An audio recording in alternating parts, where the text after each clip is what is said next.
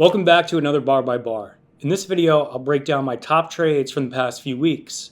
We'll cover 3 breaking news trades where we identify moments when both buyers and shorts are off sides, fueling momentum in each direction. I'll share a great free way to catch breaking news quickly.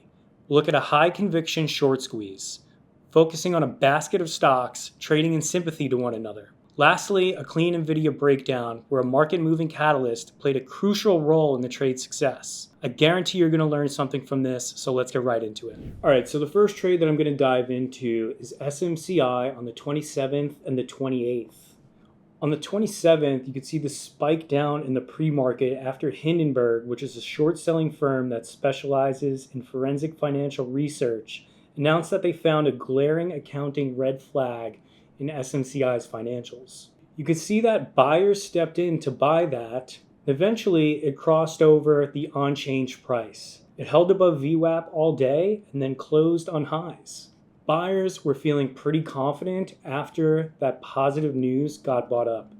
However, the morning of the 28th, there was news that SMCI expects they will not timely file their annual report in Form 10-K.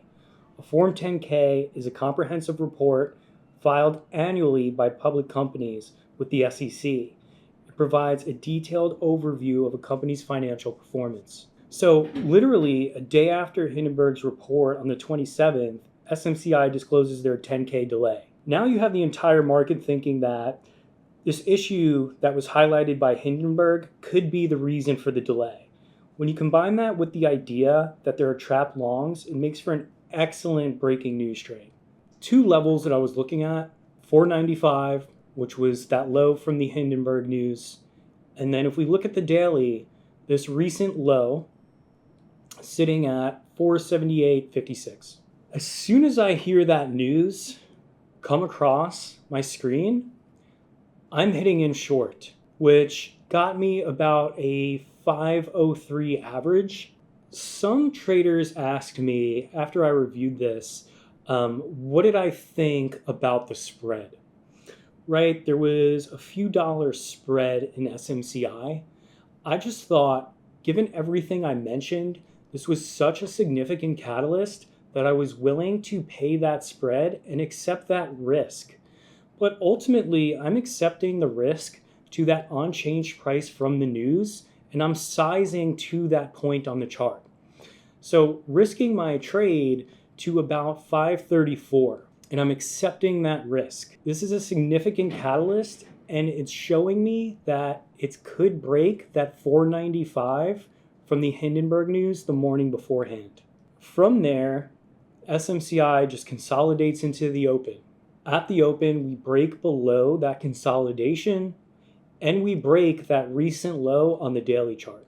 Massive volume is being done. I decide to manage this using a 2-minute bar trailing stop. Given the news, given the RVOL, given the volume that's coming in off the open, I'm looking for a sustained down move. Using that 2-minute bar trailing stop method, so risking to the previous 2-minute bar is high after a new 2-minute bar opens, stops you out of your trade around 452. There was a second opportunity here that I did not trade, but I do want to highlight it. We get our first pop from 440.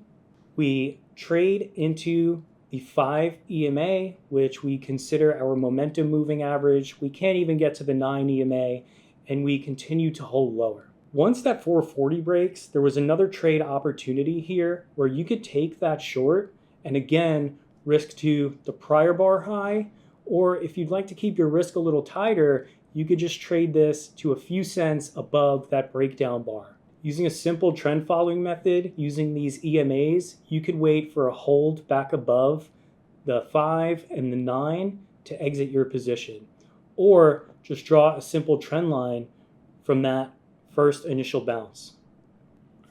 So before I get into the 2 other breaking news trades, I just want to share a free way to get breaking news.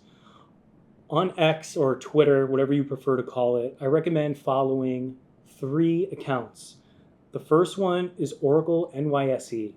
The second one is Fast Stock News with 2 S's. The last one is Delta 1, except the L is an I, so DEIA 1. And turn on your alerts. These accounts rip headlines using algorithms and post them straight onto Twitter. That is a great free way to catch these breaking news trades. So towards the end of the month, there were a handful of low floats that were in play after a case of monkeypox was reported. When I see these gapping up, I want to find out which stocks are in play that have something to do with monkeypox and start to build a basket around that. So just a quick internet search led me to find GOVX, VRAX, and APDN, and TNXP. Those were the four that were gapping up this day and the four that I chose to focus my attention on.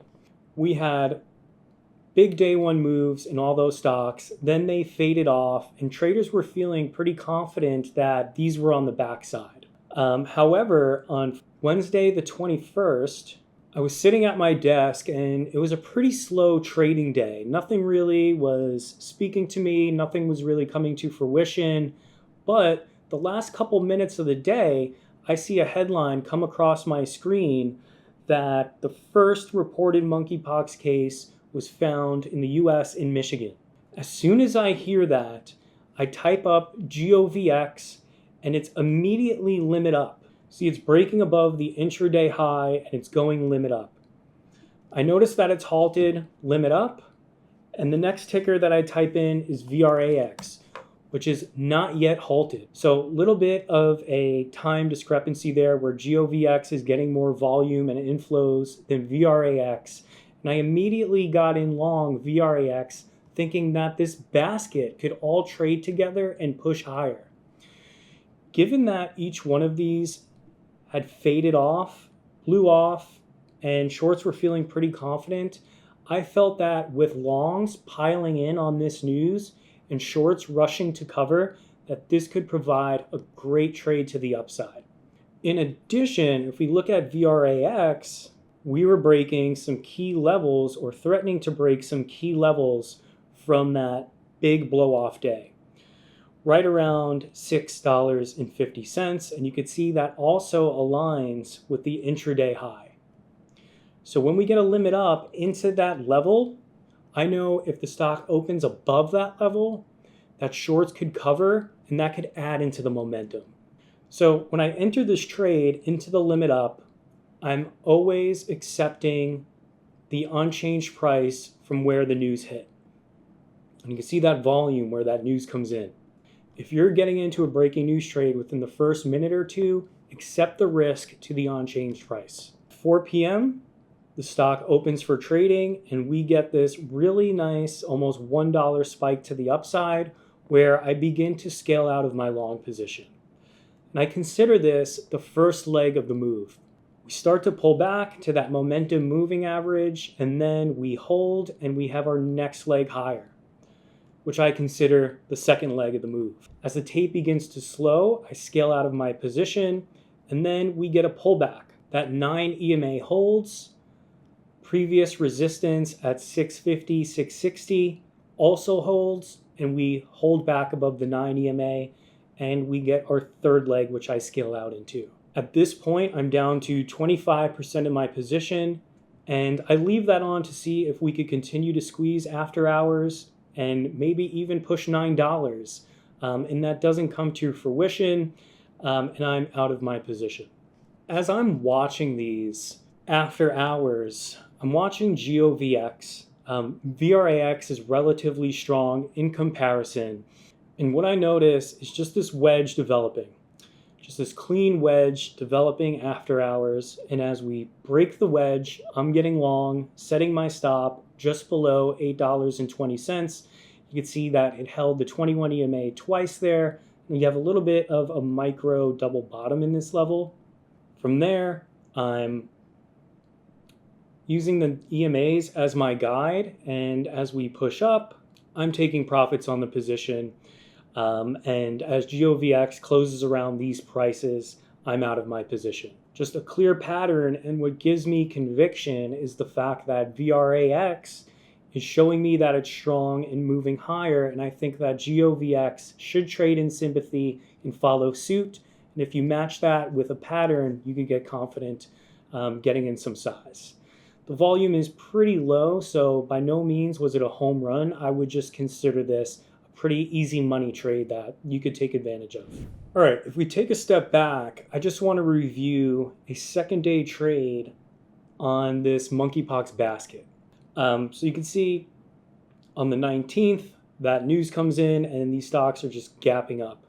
So going into the day, just marking off some clear levels of support and resistance in the pre-market. So one level that stuck out to me is this $1.80. So you can see we got the push at pre-market open at 4 in the morning. We had the second leg higher above this $1.40, consolidated above $1.80, had its next leg up, put in a pre-market high of about $2.40, then faded off and traded back into that $1.40. Off the open, I'm watching all of these at the same time.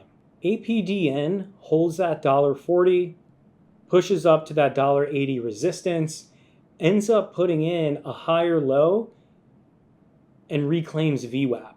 At the same time, what I notice is VRAX popping up into this resistance around $5.75, breaks low of day, which in my opinion is trapping shorts. They think this is overextended to the upside. It's gone from $2, traded to $6. It broke the uptrend. It's starting to fade. We're breaking this pre-market support around $5. And what ends up happening is you get this squeeze above intraday highs that immediately goes limit up. This is an excellent long setup. Unfortunately, I wasn't fast enough. However, knowing that these should all move in sympathy, I immediately pull up APDN. APDN reclaims that $1.80 level from the pre-market, begins to hold, and starts to consolidate above that level once again. You can see that I just drew this really simple wedge pattern, and as we started breaking this wedge pattern, I started to get long. The bottom of this wedge is $1.84. I'm going to accept the risk to $1.79. We get this momentum move higher through pre-market highs, trade into 285, and start to fail. As this momentum comes in, I'm taking profits into this, and if this is truly going to trend higher, given the volume that it's doing, and you could see here, this traded 7,200% of its 30-day average volume. The volume being done here was extreme. APDN has a 10 million share float, and you could see that around every 2 minutes, it's roughly trading 2 million shares. So there's some serious float rotation going on here, and shorts should be trapped, and it should be able to squeeze above that after hours high. While this is happening, if we go back to VRAX, at 10:56, while APDN is breaking that high, VRAX is starting to fail back down after its squeeze to that pre-market high. This doesn't bode well for my trade. This is the monkeypox name that is squeezing the most, and you want to look at the leader as if it's the head of the snake. If VRAX begins to fail, you could bet that this APDN is going to fail. So I decide to keep it simple after I see that, and I decide to take profits on this trade as it crosses back below this 242. So next we're going to go over a market trade using NVIDIA. So on September 6th, we had non-farm payrolls. Non-farm payrolls were lower than expected. They came in at 142,000 for August compared to an estimate of 165,000, which was viewed negatively by the market. So you can see non-farm payrolls were released, Qs moved higher, and then off the open, we traded lower and broke below that unchanged price from the non-farm payroll news. Lower on non-farm payrolls, The number just suggests that fewer jobs were created than anticipated, and that could just signal a slowing economy or just weakening demand in the labor market. And market participants already think that the Fed is really late on cutting rates. They're late on cutting rates, and this data is just proving that. I'm looking for a trade plan. I'm looking at my basket of market stocks, and I notice a potential breakdown trade in NVIDIA. So NVIDIA recently had this leg lower, this trend lower. We're now below the 100-day moving average, which is this green line. On the 4th, we tried to reclaim the 100 and failed, and we're holding below there. When you zoom in, we notice this really clean level that's been developed over the last 3 or so days between 104.30 and 104. See, we touched it a handful of times, waiting for NVIDIA to prove to me that it's weak. So we're getting a little pop on those non-farm payrolls, but as soon as the market opens, we're trending lower and we're getting below the unchanged price from that non-farm payroll rules, which gets me leaning bearish. And now I know that this 104 breakdown is in play. Market is confirming that idea. Qs are trending lower. In addition, I see that SMH is one of the weakest sectors of the morning, further giving me confidence that NVIDIA is going to break 104 today. We get a weak pop into the 9 EMA. We begin to fail, and then we get our break through that 104. I'm starting to short on the low of daybreak, and once we break that 104, I'm adding to my position. Within the next 2 minutes, NVIDIA reclaims that 104. It trades down into 104 one last time, holds, and pushes higher. I'm covering my short here. This is a failed follow-through new low and a key level break. You could also see the volume that comes in. There's a buyer that's still willing to buy at that level. And you can see that they step in there. Following this move, we get another weak bounce. We try to reclaim that 9 EMA and hold. We trade back down into 104.30, essentially putting in a higher low. We bounce, try to hold above that 9 EMA again. Can't quite bounce, and as the market is moving lower, NVIDIA fails back down into that 104. Once again, I'm willing to give this trade another chance. The market internals are weak. Tick is holding below 0. The Vold ratio is below -3 for the NYSE and the NASDAQ. SMH is one of the weakest sectors in the overall market. This is a high conviction trade. And I find that too many traders will get discouraged if they don't get it right away, and they're not willing to give it another attempt. This is an extremely high probability technical trade, technical breakdown trade, and we have the overall market in favor. This is a trade that you should be willing to give 2 to 3 chances on. Remember that 3 strikes rule. If you have a good trade idea, price action is confirming, be willing to give that idea 3 chances. If you're wrong on those 3 chances, you move on from the idea because then clearly you're not seeing the stock well. You get the breakdown through 104, and now I'm feeling confident as we're getting this break and retest, and NVIDIA can't get above that 104 for 4 minutes. We begin to trend lower. As some momentum comes in, we start to get away from that 9 EMA. I begin to cover a piece of my position. Now, we were having a conversation in my team chat where we were thinking about profit targets. My ultimate profit target on this was $100.50, which would have been 1 ATR from high of day. Now, in my opinion, this is a trade where you want to do your best to hold on to the position, given we have the overall market in favor, given what the internals look like, given how weak SMH is as a sector. I don't want to get shaken out of this trade.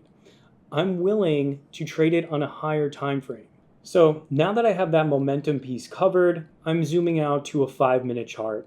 which just cleans up the chart a little bit, and you don't overanalyze every single little 1 minute bar spike or 2 minute bar spike.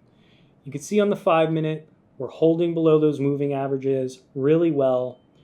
We get some momentum towards that 1 ATR from a high of day move, and we immediately rebid.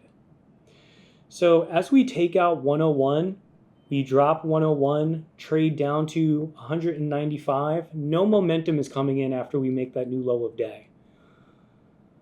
I'm watching price hold in the 190s. That's not what I want to see. I want to see a flush lower, especially after I see a held bid at that 101 price that gets taken out. And then we get this extreme rebid on volume, and for the first time all morning, we begin to close above that 9 EMA, and that trade is closed out at that point. Thanks for tuning in to another Bar by Bar, and I hope you learned something today. So you're an active trader, not doing as well as you want, not doing as well as you deserve, and you just can't figure out why you can't become profitable no matter how hard you try. Well, let me show you why. This is your competition. The traders in this room. This room right here is full of elite traders, some of whom are making 7 and even 8 figures a year. In fact, our top guys have made nearly 20 million each in net trading profits in a single year. Let's head to my office so I can share more. So you're probably used to seeing videos of lavish trader lifestyles, trading gurus trading off of a laptop for an hour a day, heck, maybe even 15 minutes a day, and then them relaxing on some secluded beach for the rest of the day. Well, all I can tell you is that our traders train like pro athletes. They live and breathe the markets and are continually working on their trading skills. Because at our firm, that's what we found it really takes to make it in this game. I'm Mike Bellafiore, co-founder and managing partner of SMB Capital, one of the world's top proprietary trading firms located in Midtown Manhattan. And we're always looking for trading talent to hire and develop. And not just to trade in-house on our desk, but also to trade from their own home, entirely using our firm's capital. And we have numerous traders doing just that, allowing them to make upwards of 7 figures trading the firm's capital without risking their own money. But to even get a shot at something like that, you need to have the right training. That's why we're doing a new free online presentation in which we share how you can get an interview with SMB to become an in-house or remote trader, trading firm capital without risking yours and gaining access to all of our firm's coaching and resources. And the best part, you don't have to be a profitable trader yet. In fact, we prefer to mold profitable traders with our methods and our techniques. That's why we have just 3 simple criteria that can earn anyone an interview. We're looking for highly ambitious and determined traders who fit our culture first and foremost. So if you believe that could be you, sign up for the free 1-hour online presentation by clicking the link that's in your top right corner of your screen now.